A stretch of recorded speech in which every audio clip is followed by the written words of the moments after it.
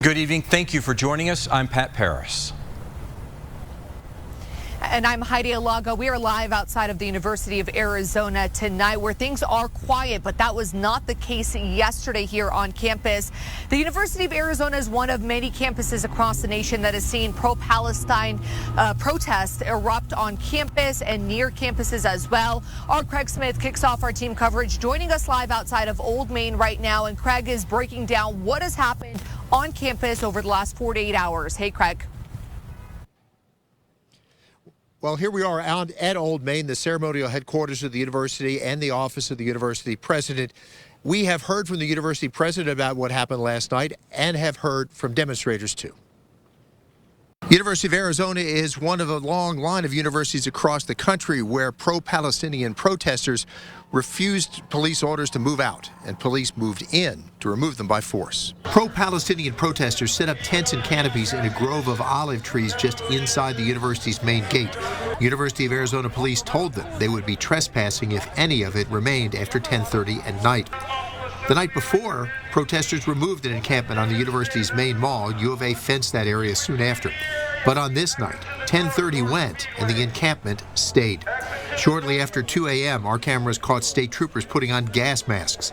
Some protesters threw water bottles at law enforcement as a combined force of university police, Tucson police, sheriff's deputies, and state troopers forced the protesters out of the encampment, down the street, and away from the area. Dietz says he was at a peaceful gathering that did not deserve that police response. I think that it was quite extreme, particularly because whilst there has been arrests on other campuses, the use of tear gas and rubber bullets, particularly after only 2 nights of protesting, was quite a jump in escalation, I believe.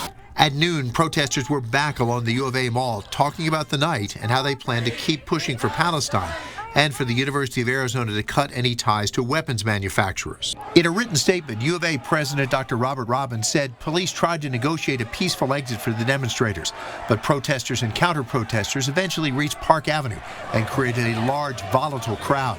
He said, in part, as officers attempted to move protesters off Park Avenue, many physically resisted, and additional projectiles were once again thrown at close range at officers.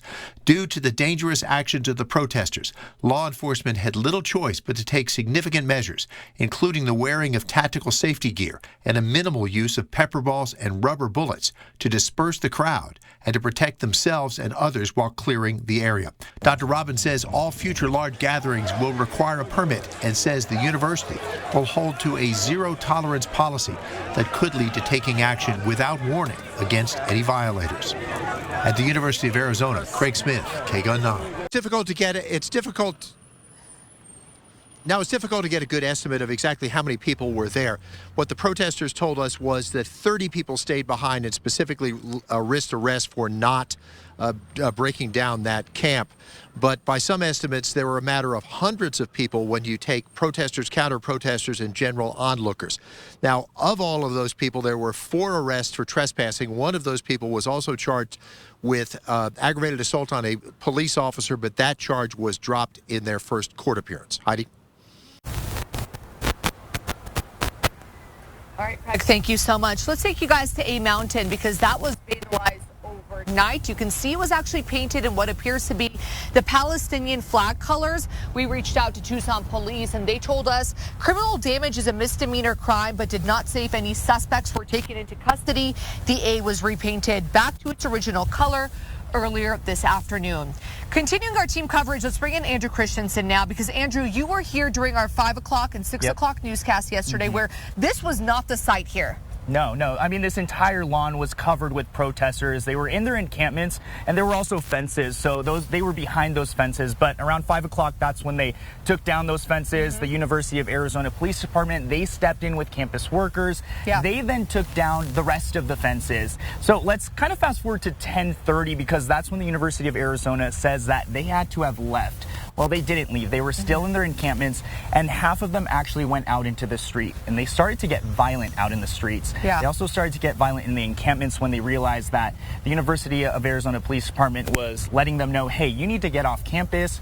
They were letting them know, because of that that rule, they have to get off campus, they started throwing things at the police. Yeah, that's what Craig was just telling us. I want to reference the video that you guys at home are seeing right now on your screen, because Andrew, you shot that video. What was going through your mind when you saw all this chaos really erupt? Well, it was really crazy because, I've never personally reported on something like that. So, I wanted to, make sure I was safe, but I wanted to make sure the people around me were safe as well.